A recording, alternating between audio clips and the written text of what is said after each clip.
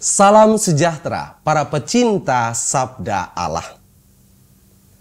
Kita tentu pernah berbuat baik dan selalu dimotivasi untuk terus berbuat baik. Akan tetapi, baiklah kita juga perlu menyadari bahwa tidak semua perbuatan baik kita akan dinilai baik pula oleh orang lain. Seringkali dapat kita temukan dalam kenyataan hidup harian bahwa ada saja orang yang tidak bisa menerima perbuatan baik kita apa adanya. Mereka selalu curiga akan adanya maksud tersembunyi di balik perbuatan baik tersebut. Bahkan bila rasa curiga itu bisa mereka atasi, sikap iri hatilah yang mereka tampilkan. Entah apa alasan mereka berbuat seperti itu, tetapi orang-orang semacam ini memang ada dan nyata. Para pecinta Sabda Allah, perikop Injil Yohanes bab 12 ayat 1 sampai dengan ayat 11 menjadi dasar refleksi kita pada hari ini. Gambaran tentang orang yang tidak menyukai perbuatan baik yang dilakukan oleh sesamanya dapat kita temukan dalam diri Yudas Iskariot. Injil berkisah bahwa Yesus bersama para muridnya berkunjung ke Betania, tepatnya ke rumah Lazarus, Maria, dan Marta. Kedatangan rombongan Yesus ini disambut dengan suatu perjamuan, dan saat sedang dijamu, kaki Yesus diminyaki oleh Maria dengan minyak narwastu murni. Selain itu, Maria juga menyekanya dengan rambutnya sendiri. Tindakan Maria ini jelas mengundang perhatian, terutama bagi Yudas Iskariot. Yudas menilai bahwa Maria sedang melakukan pemborosan karena harga minyak narwastu murni itu amat mahal. Menurut Yudas, alangkah lebih baik jika minyak itu dijual dan hasilnya dibagi-bagikan kepada orang miskin daripada digunakan untuk suatu perbuatan yang belum jelas maksudnya. Sepintas, penilaian Yudas ini boleh dikata amat bijak.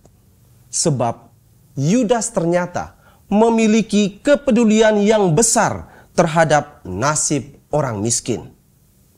Perbuatan baik dari Maria itu sia-sia dan tidak disukai oleh Yudas. Tetapi rupanya penginjil Yohanes secara tegas menulis bahwa Yudas berujar demikian bukan karena ia memperhatikan nasib orang-orang miskin, melainkan karena ia adalah seorang pencuri.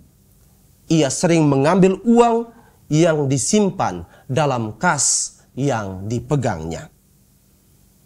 Di balik penilaian Yudas, ternyata terdapat maksud tersembunyi untuk memperkaya dirinya sendiri. Yudas seolah-olah berlaku baik dengan menunjukkan perhatian kepada kehidupan sesamanya yang berkekurangan. Namun yang sebenarnya terjadi adalah ia sedang merencanakan niat jahat. Ia menyerang kebaikan yang ditampilkan oleh Maria. Bahkan boleh dikata bahwa ia mempertentangkan perwujudan kasih kepada Allah itu dengan kasih kepada sesama, supaya ia meraup banyak keuntungan bagi dirinya. Yudas benar-benar telah dimabukkan oleh harta duniawi, sehingga ia rela melakukan beragam cara, termasuk memanfaatkan kebaikan sesamanya. Yesus tentu tahu akan tipu muslihat dari Yudas ini. Maka ia terus membiarkan Maria untuk meminyaki kakinya sebagai peringatan akan hari penguburannya. Maria tidak ingin kehilangan kesempatan untuk membuktikan rasa cintanya yang besar kepada Yesus, sehingga ia berani memberikan apapun, termasuk tidak memperhitungkan harga dirinya di hadapan Yesus. Tetapi tidak demikian halnya dengan Yudas. Ia lebih mencintai dirinya sendiri, sehingga ia selalu mencari kesempatan untuk menaikkan harga dirinya di hadapan sesamanya, bahkan di hadapan Tuhan sendiri. Maka dari itu, para pecinta sabda Allah, kembali perlu ditegaskan bahwa kita harus selalu berbuat baik.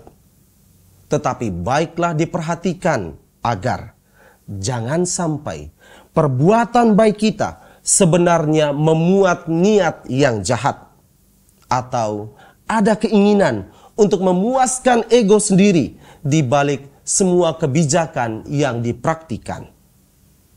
Kita dipanggil untuk selalu berbuat baik karena Allah Bapa kita adalah Maha Baik, sehingga sudah semestinya kita sebagai anaknya menampilkan sifat Allah yang demikian. Selain itu, hindarilah rasa curiga dan iri terhadap perbuatan baik yang dilakukan oleh sesama. Kita seharusnya termotivasi untuk berlaku yang sama, berbuat baik, dan berlomba-lomba juga untuk terus berbuat baik. Sebab bukankah hidup ini akan menjadi lebih indah jika cuma kebaikan yang kita pertukarkan setiap hari? Tuhan memberkati kita sekalian.